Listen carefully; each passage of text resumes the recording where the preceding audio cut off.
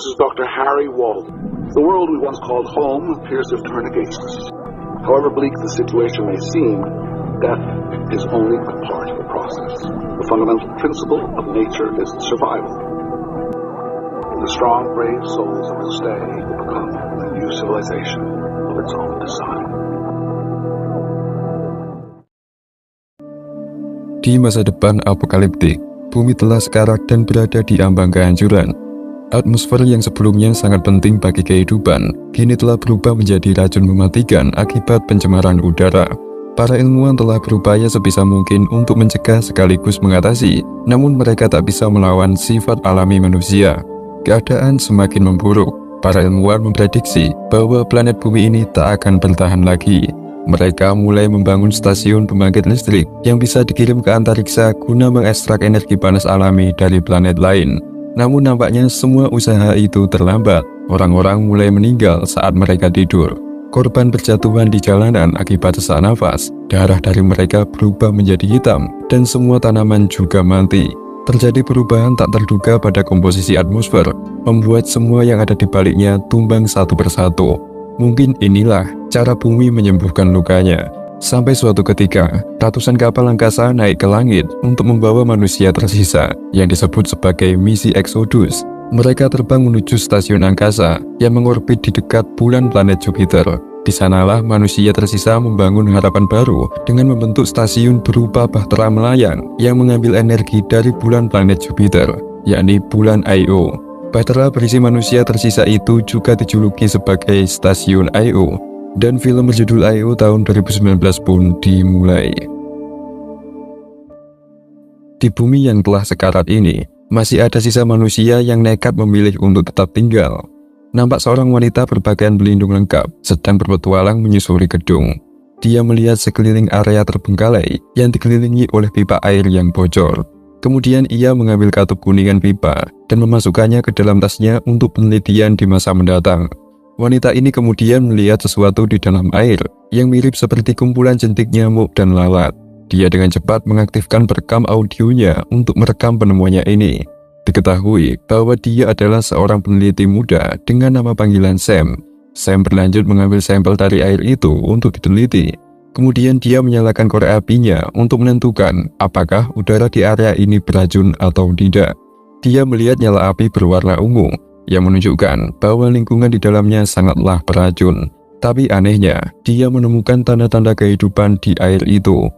Sam pun melihat bahwa air itu mengandung amonium yang dicurigai sebagai zat yang membuat serangga-serangga di lorong ini masih bertahan.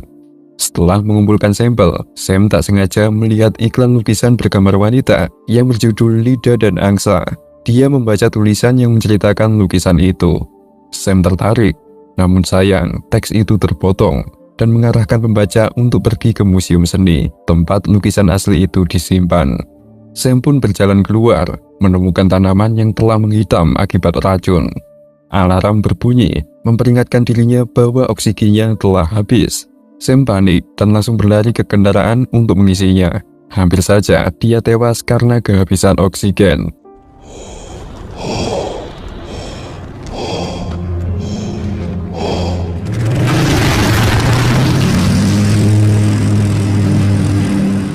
Sam berlanjut meninggalkan tempat yang dia sebut sebagai zona berbahaya itu. Dalam perjalanan pulang, warna atmosfer berangsur-angsur cerah hingga dia mencapai titik oksigen yang paling bersih, yakni di gunung, tempat markas perlindungannya. Di gubuk ini, warna api nampak normal, menandakan bahwa udara aman untuk dihirup. Sam membilas tubuhnya dari udara beracun itu sebelum memasuki rumahnya. Disinilah tempat dia tinggal, dengan ruangan yang dipenuhi dengan alat penelitian. Hari ini dia gembira setelah menemukan serangga di lingkungan beracun itu.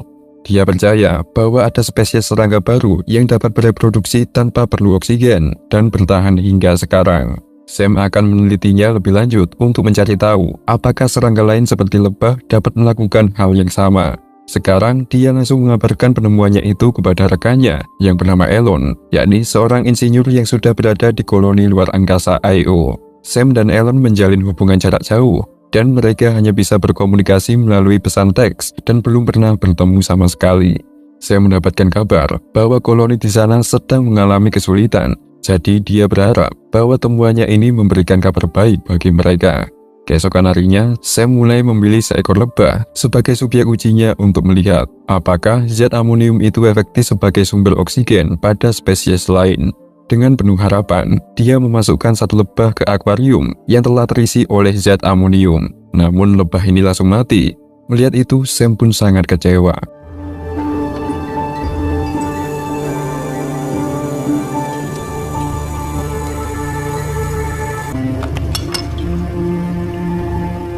Beberapa saat kemudian, Elon membalas pesannya, dan dia memuji perkembangan Sam. Tapi Elon memperingatkan Sam agar dia mau berangkat ke bahtera ruang angkasa karena kantong oksigen terakhir di bumi akan segera lenyap. Elon berkata bahwa tidak ada lagi harapan di bumi, dia harus meninggalkannya. Masih ada satu kapal Exodus yang tersisa untuk keberangkatan Sam. Namun di sini, Sam tak mau meninggalkan bumi karena dia lebih mempercayai ayahnya. Setiap hari sembari melakukan kegiatan, Sam selalu memutar rekaman siaran ayahnya, yakni Dr. Harry Weldon, yang kala itu sedang menyemangati orang-orang di bumi untuk tetap tinggal. Di masa lalu, Harry melakukan banyak penelitian untuk memulihkan udara ini. Dia menemukan bahwa sebagian tanaman mampu beradaptasi dari udara beracun. Lalu, dia membudidayakan tanaman yang telah diseleksi itu di dalam rumah kacanya.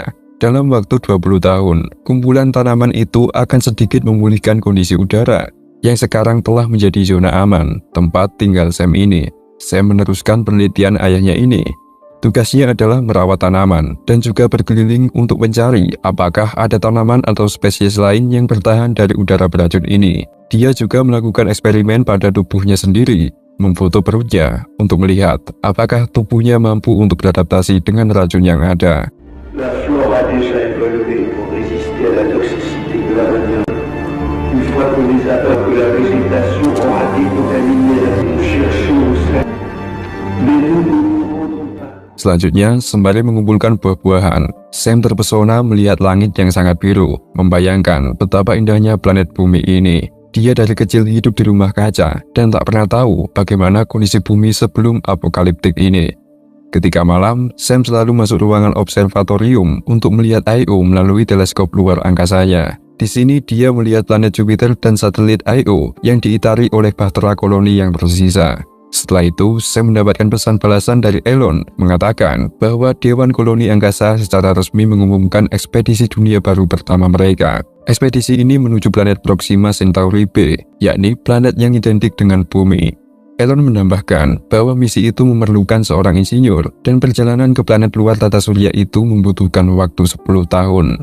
Namun belum selesai membaca, tiba-tiba komputer Sam mengalami gangguan, lalu komputernya itu mati. Dia harus memperbaikinya. Untuk mendapatkan komponen yang diperlukan, dia harus pergi ke kota yang merupakan zona paling bahaya. Dengan pelindung lengkap, dia berkendara sendirian melewati jalanan yang sepi.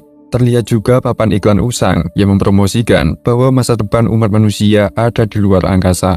Sam pun berhasil mencapai perpustakaan, berharap menemukan kabel di sana. Tapi saat dia menyusuri ruangan, ia melihat buku yang memiliki gambar yang sama seperti yang dia lihat pada lukisan di lorong. Dia mengambilnya, lalu sesaat Sam berhasil mengambil kabel dari komputer lain. Tiba-tiba gemuruh yang menggelegar mengagetkannya. Ternyata badai telah mendekat. Sam pun segera kembali ke gunung untuk mencari perlindungan dan memastikan keamanan barang-barangnya. Saat tiba di markasnya, angin telah menerpa semuanya. Dia juga melihat apinya yang berubah menjadi ungu, menandakan bahwa kawasannya ini telah tercemar racun. Sam pergi ke labnya dan terkejut melihat peralatan yang telah berserakan dan rusak. Dengan segera ia pun langsung masuk ruangan dan mengunci pintu, sampai situasi itu sedikit mereda.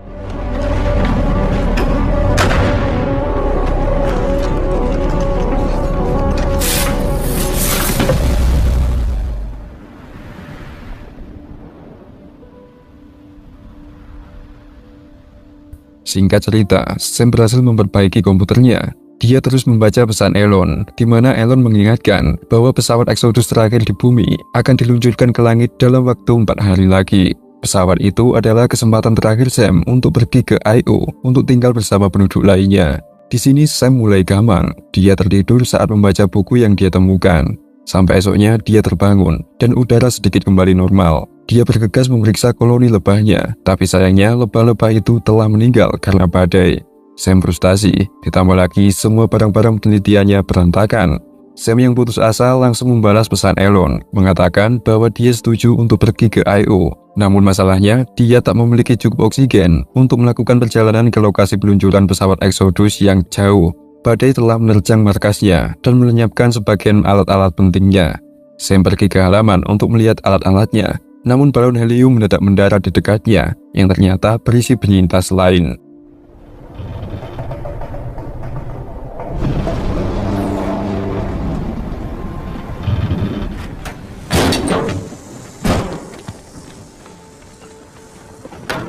Pria bernama Mika keluar untuk mengecek udara melalui korek apinya. Semuanya aman, lalu dia mulai berkenalan dengan Sam. Walau Sam sedikit ketakutan dengan pria tak dikenal itu, namun dia tetap memperlakukannya dengan baik. Dia memberinya minum, di mana awalnya Mika ragu dengan air itu.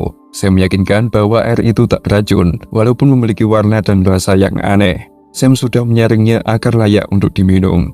Mika langsung masuk ke markas dan terpesona melihat rumah ini. Tujuan Mika ke sini adalah untuk mencari Dr. Walden setelah dia mendengar radio bahwa masih ada pesawat Exodus terakhir yang belum berangkat. Di sini Sam mengaku dirinya sebagai asisten Dr. Walden. Mika memaksanya untuk segera memanggil dokter, tapi dia langsung ditolak oleh Sam, mengatakan bahwa Dr. Walden sedang keluar dan tidak bisa diganggu. Di sini Mika bersikeras untuk menunggu, lalu dia menanyakan mana penyintas yang lain. Sam pun menjawab bahwa dia hanya tinggal berdua. Di sini Sam tahu bahwa tujuan Mika pasti ke pesawat Exodus terakhir itu, maka dari itu dia mencoba untuk menghambatnya. Sam memberinya buah-buahan segar yang membuat Mika terpukau sampai memakannya dengan lahap.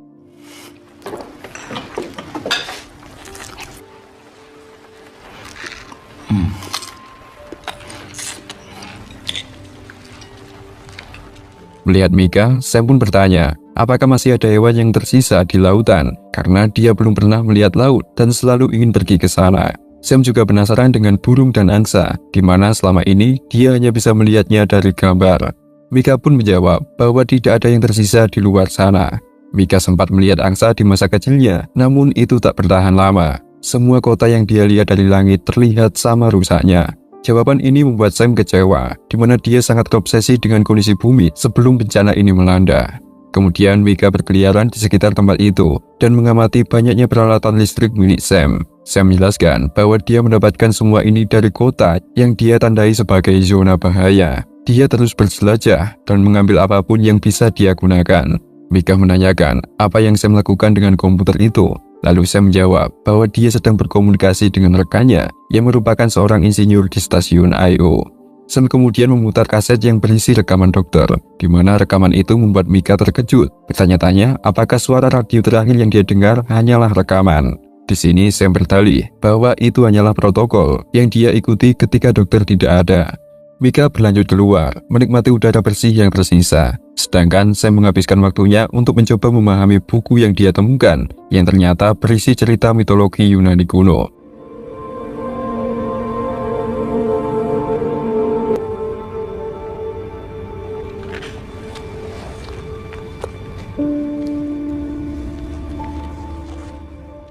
Setelah itu, Sam mengambil Mika untuk meminta tolong untuk memperbaiki panel suryanya yang rusak. Di sini Sam juga melihat bahwa Mika juga memiliki pengetahuan yang cukup baik. Setelah itu mereka berdua ngobrol santai di ruangan. Di sini Sam curhat mengenai Elon, di mana dia ingin bertemu dengannya dan ingin melihat wajahnya. Namun mereka terpisahkan oleh jarak. Elon menjanjikan sesuatu yang lebih dari sekedar rekan, tapi sayang mereka berkomunikasi hanya melalui pesan tertulis, membuat Sam putus asa dan ingin melupakan Elon. Sam kemudian bertanya apakah Mika punya istri, yang dia jawab belum. Di sini, Mika memotivasi Sam agar dia tetap percaya dengan Elon. Mika menceritakan tentang ucapan filsuf Yunani, yakni Plato, yang menjelaskan bahwa manusia pada awalnya berbentuk dua wajah, 4 lengan dan 4 kaki. Tetapi setelah itu tubuhnya dipisahkan setelah mereka menentang para dewa. Semenjak itu, manusia menghabiskan seluruh hidupnya untuk mencari belahan jiwa mereka, dan keinginan untuk mencari tahu satu sama lain disebut sebagai cinta. Sam terpukau dengan pengetahuan Mika ini. Dia merasa mendapatkan sudut pandang yang baru dan merasa bahwa mungkin dirinya sedang mengalami cinta. Mika berlanjut berkata bahwa pada masa lalu dia ingin menjadi guru, namun sayangnya dunia berkata lain. Sam kemudian mengajaknya ke rumah kaca, tempat dia dan Dr. Walden mengembangkan tumbuhan sekaligus melakukan eksperimennya. Di sini Sam juga menjelaskan soal tumpang sari yang saling menguntungkan pada tanamannya itu. Lebah membantu proses penyerbukan, batang jagung digunakan kacang sebagai tempat merambat, dan kacang itu menghasilkan nitrogen yang cukup untuk pertumbuhan tanaman. Sedangkan tanaman labu berfungsi untuk menjaga kelembapan tanah.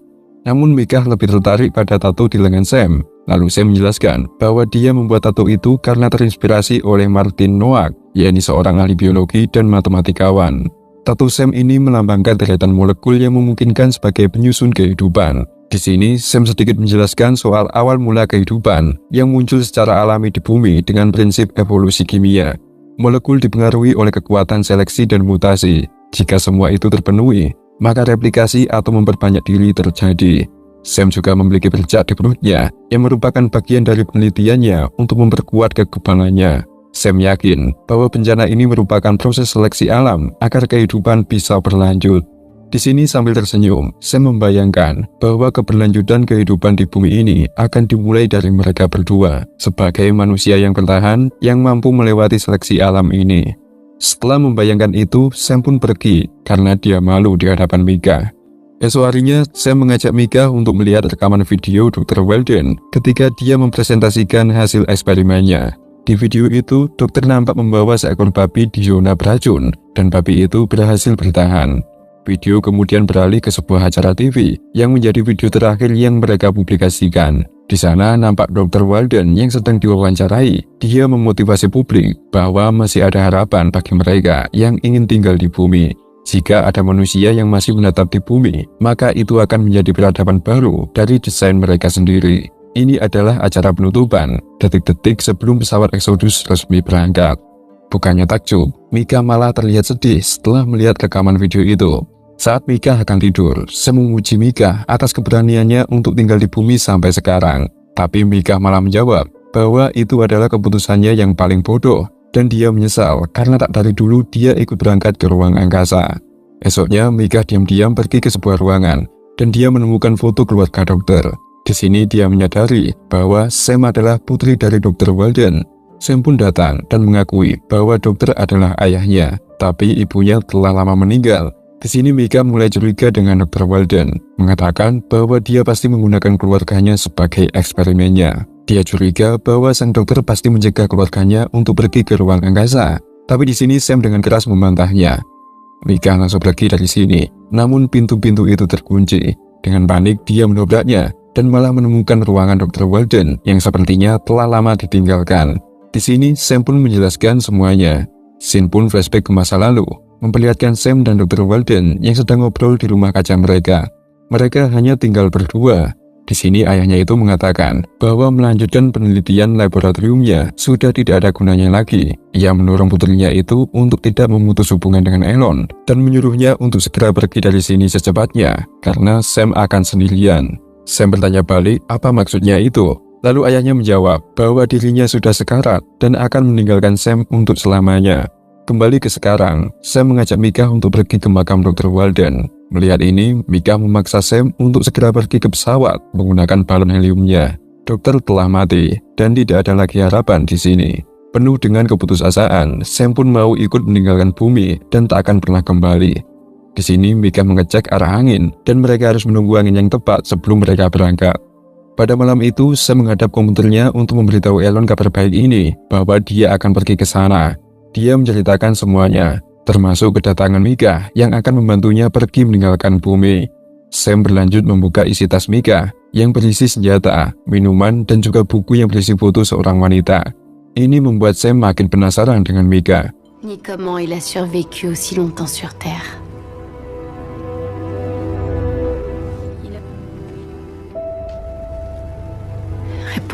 Esoknya, Mika tak kunjung mendapatkan angin yang tepat. Dia memberitahu Sam bahwa mereka harus menunggu. Di sini Mika bertanya, apa yang dilakukan Sam seandainya dia tidak datang ke sini, mengingat manusia tidak diciptakan untuk sendirian. Di sini Sam menjawab bahwa dia sudah tahu itu. Mika berlanjut membantu Sam untuk memanen sisa-sisa madunya. Di sini dia menemukan lebah terakhir yang hidup. Lalu ia segera memanggil Sam. Sam menjelaskan bahwa itu adalah ratu lebah yang baru menetas dan sangat memungkinkan untuk bertelur tanpa kawin. Namun, meskipun lebah itu selamat dari badai, Sam berkata bahwa kelangsungan hidup lebah itu sekarang sudah tidak berarti karena mereka akan berangkat meninggalkan bumi. Sam hanya melepasnya begitu saja dengan penuh keputusasaan. Ça veut rien dire.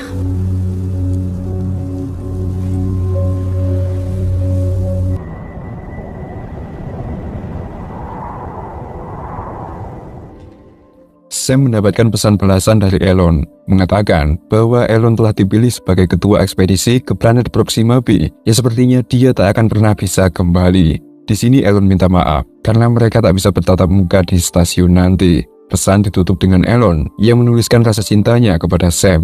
Di sini Sam pun langsung menangis setelah membaca itu.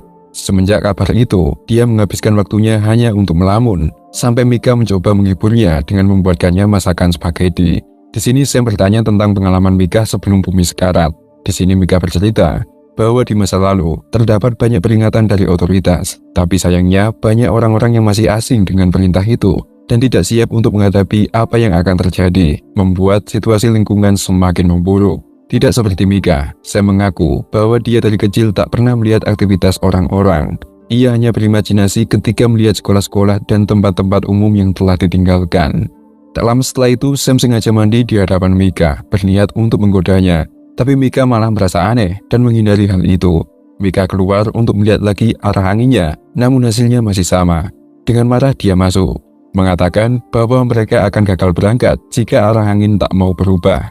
Di sini Sam memutar musik sambil merayu Mika. Namun di sini Mika mengatakan bahwa dia tidak bisa melakukannya. Sam terus memaksa, mengatakan bahwa dia butuh itu. Sampai akhirnya Mika pun setuju, dan mereka pun memulai ronde untuk yang pertama kalinya.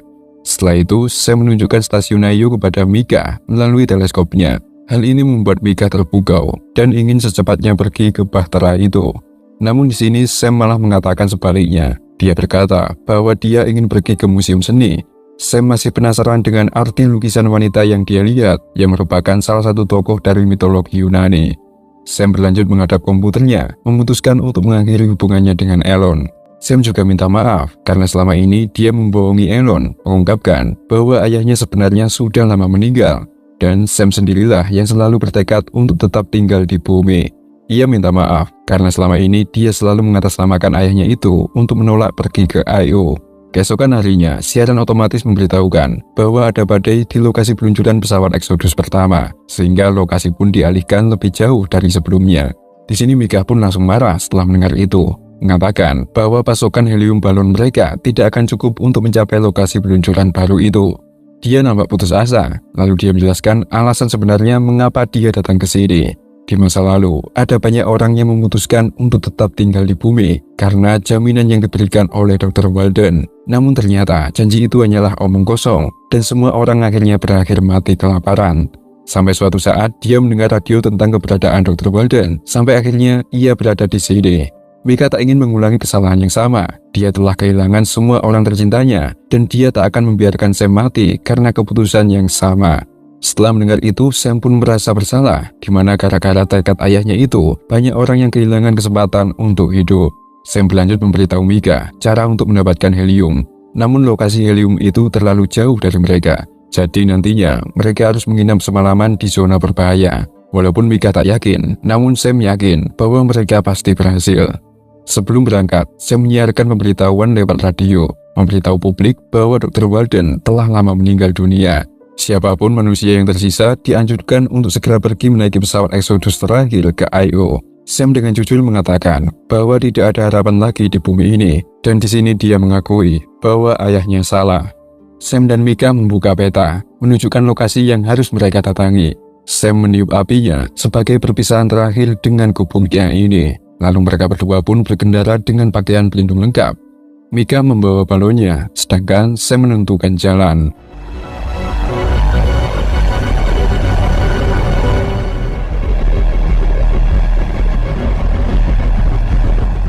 Mereka berdua melewati kota yang kini nampak seperti kota hantu.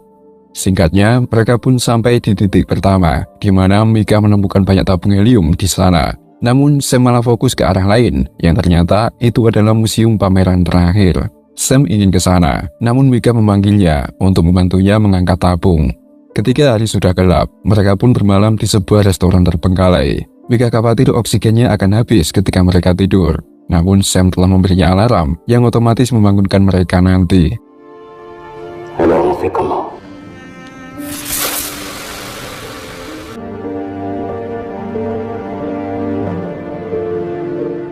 Esoknya mereka pun mengisi balon. Sam pamit pergi sebentar untuk mengambil sesuatu. Namun sebenarnya dia pergi ke museum seni untuk melihat isinya.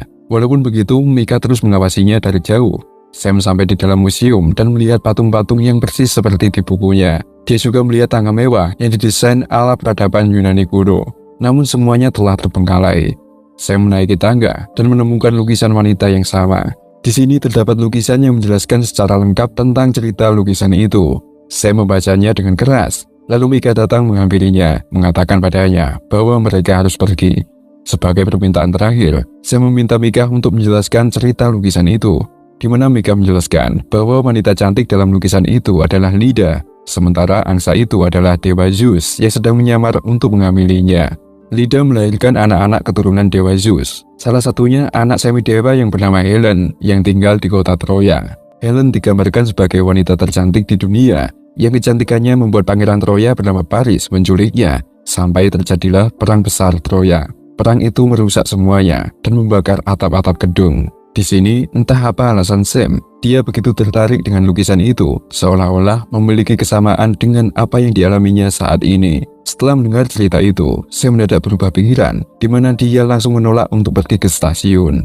Di sini Sam mengakui bahwa dia selalu bermimpi tentang dirinya yang telah kebal terhadap udara beracun ini. Dia yakin bahwa tubuhnya pasti sudah mampu beradaptasi. Ini adalah saatnya untuk membuktikan apakah eksperimennya terhadap tubuhnya selama ini berhasil atau tidak. Sam langsung melepas maskernya, lalu dia jatuh ke tanah, membuat Mika datang memegangnya. Sam mengucapkan pesan terakhir bahwa jika tubuhnya masih sehat, maka Mika harus memberitahu semua orang di stasiun Io bahwa masih ada harapan bagi kemanusiaan di bumi. Lalu adegan berpindah, memperlihatkan Mika yang sedang mengudara sendirian menuju pesawat Exodus. Lalu beberapa tahun kemudian, suara Sam terdengar, di mana Sam yang berhasil beradaptasi itu mengutip perkataan sang ayah, mengatakan bahwa manusia yang terus bereksplorasi pada akhirnya akan sampai ke tempat di mana mereka memulai segalanya. Dia menulis pesan untuk Mika bahwa dia merindukan kedatangan mereka kembali. Kini Sam berada di tepi pantai berkabut, tempat yang selalu dia impikan. Tubuhnya kini mampu bertahan dari udara beracun, menandakan bahwa eksperimen terhadap tubuhnya itu berhasil. Lalu seorang anak laki-laki mendekatinya, yang merupakan buah dari pertemuan singkat Sam dan Mika. Anak itu juga mampu bertahan, mewarisi sifat Sam yang telah mampu beradaptasi di lingkungan tercemar ini. Dan di sini, film pun berakhir.